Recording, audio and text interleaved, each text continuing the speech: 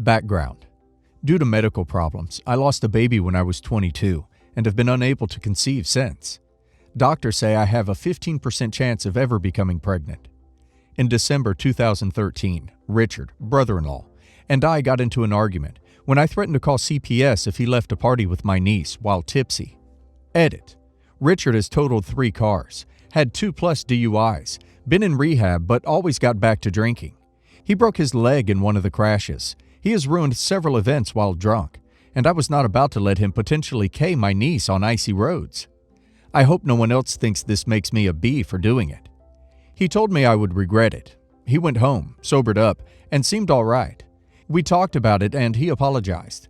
He tried to watch his alcohol intake around me. I thought he was doing better. March 2014. I got married in the middle of March. Tyler, husband 28 years old, was hesitant to invite my sister, Claire 24, and Richard. He said something always went wrong when they were around. I should have listened. Claire promised to keep an eye on Richard because he has a tendency to become obnoxious when drunk. We had about 50 guests, and Tyler wanted to allow people to give speeches. We had a videographer set up to record them. Richard went up to the mic, drunk, and gave a hate-filled speech. He said Tyler should run because I am a controlling B. He announced my sister is pregnant a second time. He finished with saying he hoped God continued to punish me by making me dead as duck down there.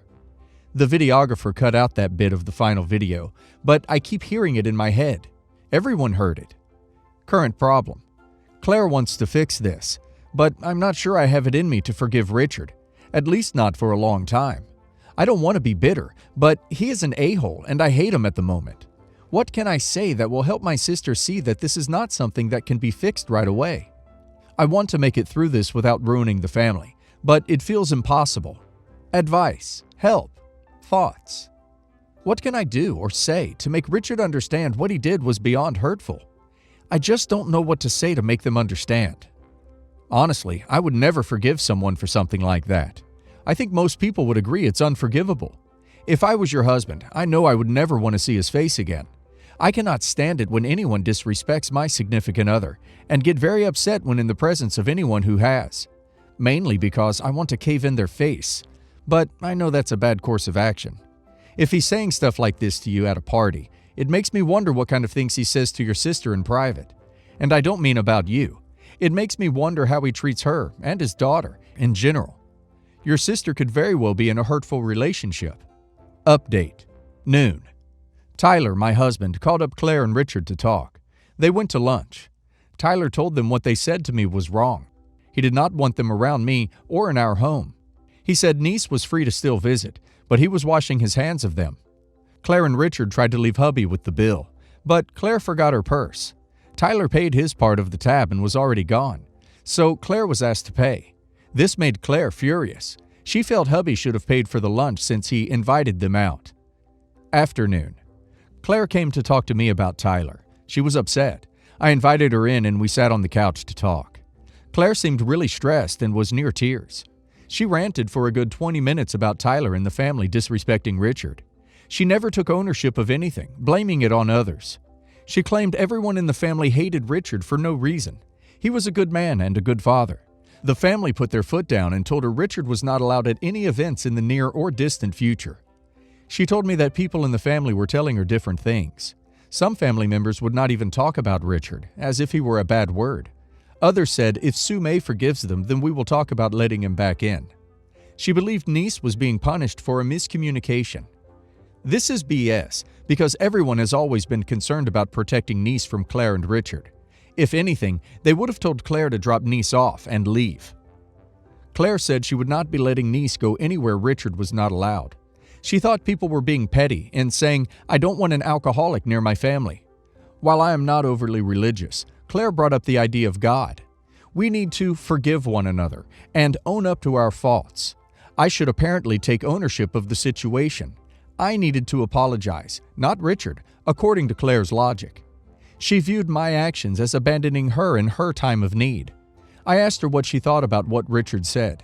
What did I do to her husband that made his actions justifiable? Her answer was, you were rude and tried to prevent him from leaving with niece. Every time I tried to be logical, she backtracked. Hearing her blame me was more hurtful than what Richard said. I told her, "You know, you haven't asked how I am. I left the party in tears. It ruined my wedding. You never called to say you loved me or were sorry. You took him home, then blamed me for the whole thing." She seemed genuinely hurt I would accuse her of not loving me. She cared, but was having a hard time dealing with all this. Apparently, it was unfair Tyler was accepted and Richard was not. I should have had her back. She was hurt I didn't stand up for her. I asked her if Richard drank at home. She gave a vehement no. There was nothing wrong with her family. She told me to stop acting like she was in a bad situation. She was not. I finally told her that I couldn't have Richard in my life. I loved Niece, but Richard, and by her association, was toxic. I believed Richard's drinking problem would get them K'd one day. Niece could die, or worse, become paralyzed, mentally handicapped, or lose a limb. She didn't seem to grasp that Richard wasn't allowed around because he was obnoxious, hurtful, cruel, and crass. They should not have to deal with him just because she married him. Booze is not an excuse, and it never will be. Outcome: I let her know if she needed help leaving him, I would be there. I would take Niece at a moment's notice. I would always love her and the past we shared.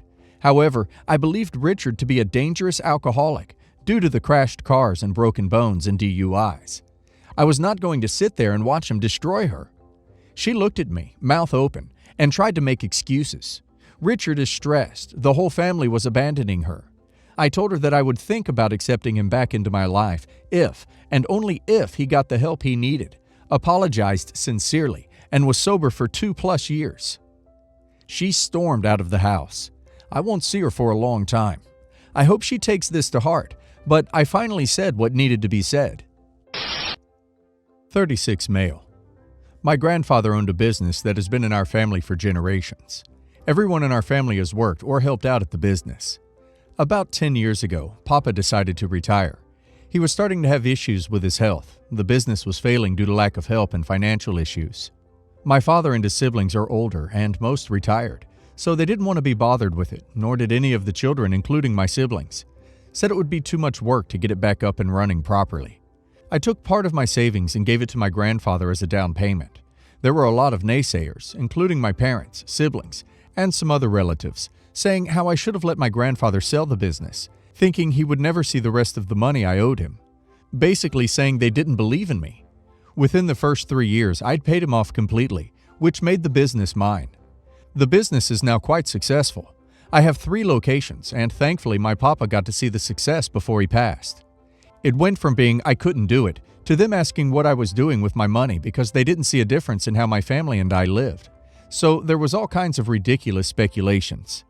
My wife and I have always been humbled about our blessings and lived below our means because there was a bigger picture for us. We lived in a 2-bedroom house raising our family for over 15 years, driving beater cars. I had a home built from the ground up on a nice piece of land I'd acquired. Virus hit and stalled everything. It was finished at the top of this year.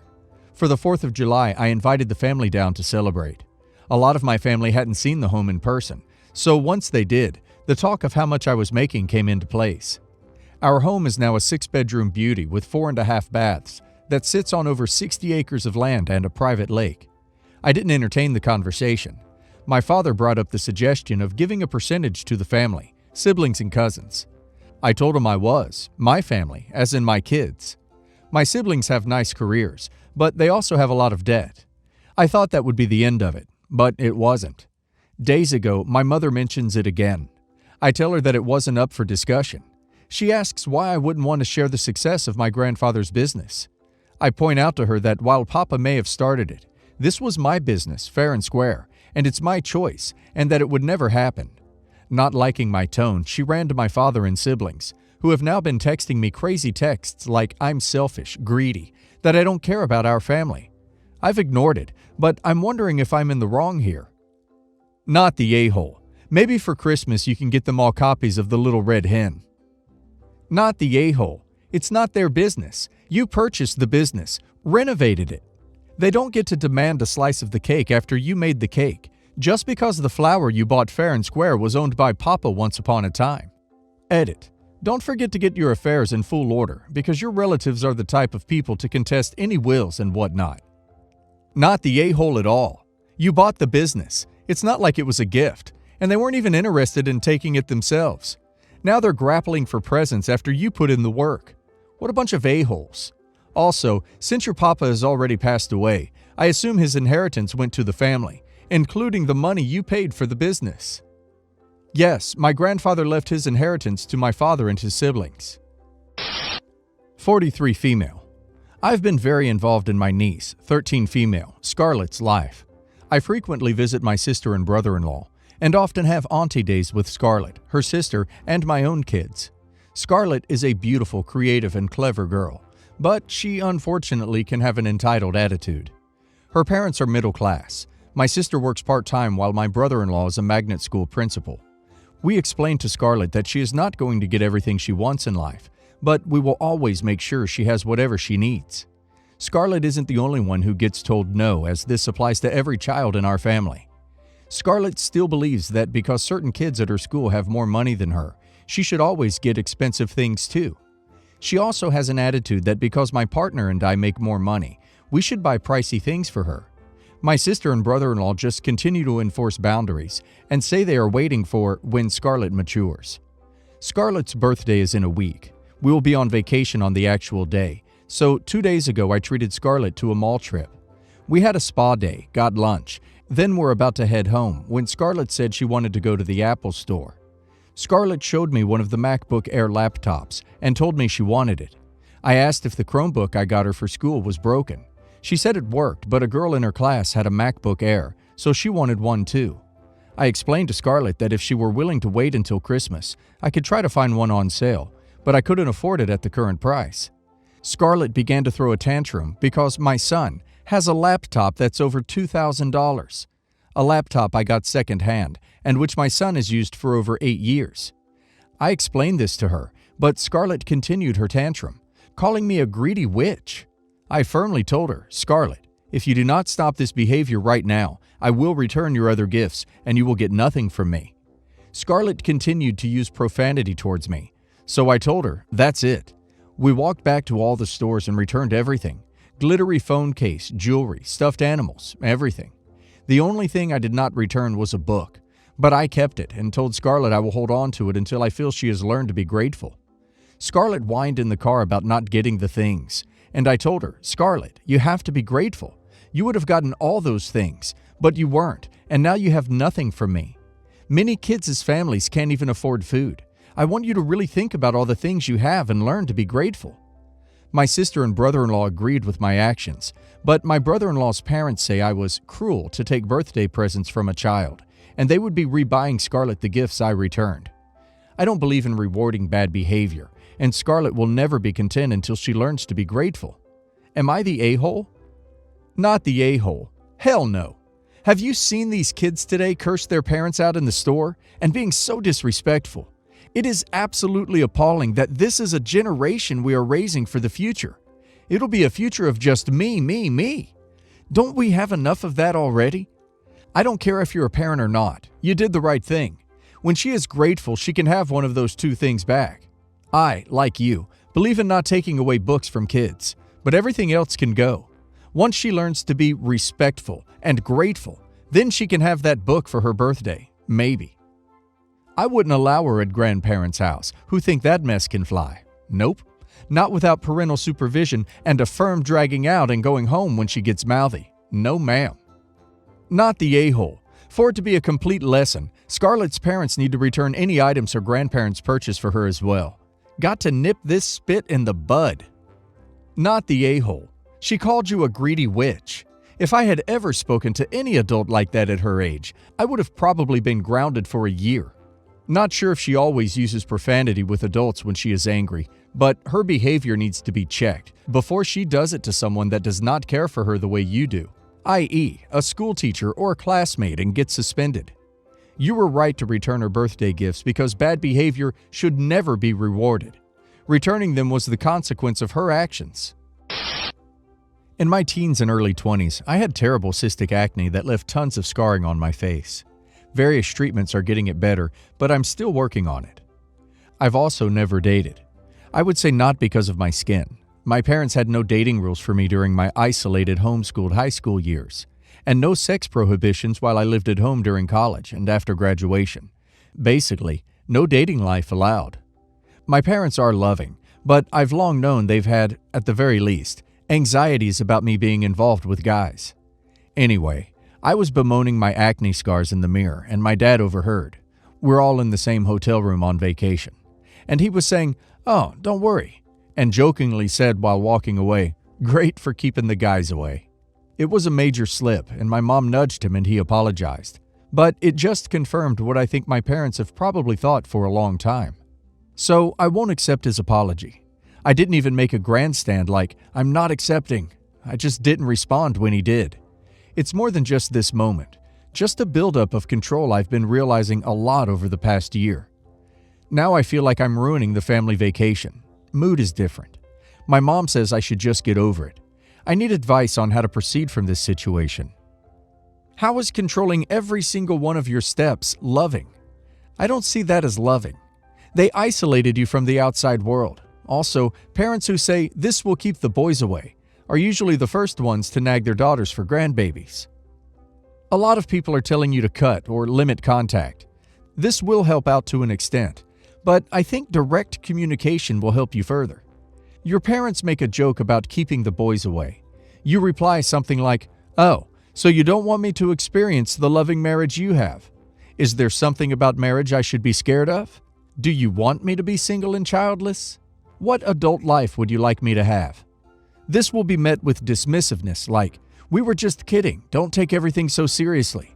That is when you stick to your guns. What is funny to you about me being single at 25? If it's not funny, you're redirecting back to the joke they made earlier. Keep chasing them through these loops. They may eventually excuse themselves when they can't win, but they will learn that you're not going to take their crap anymore.